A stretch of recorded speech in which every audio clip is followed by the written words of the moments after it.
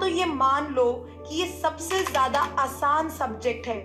इसको और कैसे आसान बनाएं? तो सबसे पहली मैं आपको टिप दूंगी बेटा, एनसीईआरटी को अपना बाइबल, अपना गुरु, अपना सब कुछ मान लो। पूरी तरीके से एनसीईआरटी पे डेडिकेट हो जाओ, सबसे पहला। दूसरा, जब भी इस किताब को स्टडी करो, इसकी रीडिंग करो, तो हमेशा मार्कर अपने हाथ में रखो, हाइलाइटर अपने हाथ में रखो, मेन पॉइंट्स को हाईलाइट करते जाओ।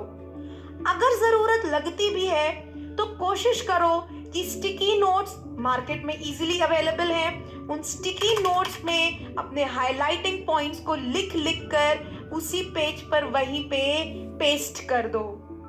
फिर बारी आती है डायग्राम्स की। डायग्राम्स बेटा बहुत जरूरी है। अब ये पैटर्न देखा गया है कि डायग्राम से डायरेक्टली लेबलिंग बेस्ड क्वेश्चन से ज्यादा कॉन्सेप्चुअल क्वेश्चंस पूछे जाते हैं। तो क्यों ना हम डायग्राम्स को देख के खुद से अपने ही क्वेश्चंस फ्रेम करें। तो बेटा कोशिश करो कि डायग्राम्स को ऑब्जर्व करो और उन डायग्राम्स के बेसिस पर अपने से ही क्वेश्चंस की फ्रेमिंग करके उनके आंसर्स करो। ये काम करोगे तो चीजें दिमाग में ज्यादा समय तक रहेंगी। फिर सबसे इंपॉर्टेंट है रिवीजन। हर हफ्ते एक प्रॉपर सीक्वेंस बना लो कि मान लो मंडे टू फ्राइडे तुमने पढ़ाई करी बॉटनी, जिसमें से तुमने 3 दिन पढ़ा।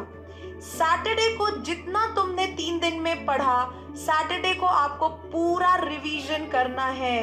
रिवीजन बहुत जरूरी है बेटा। ये एक कॉन्सेप्चुअल से ज्यादा ये एक प्रकार का सब्जेक्टिव आपका सब्जेक्ट है, जहाँ पे आपको लर्निंग ज्यादा करनी पड़ती है। तो लर्निंग जहाँ करनी पड़ती है वहां पे रिवीजन बहुत जरूरी है।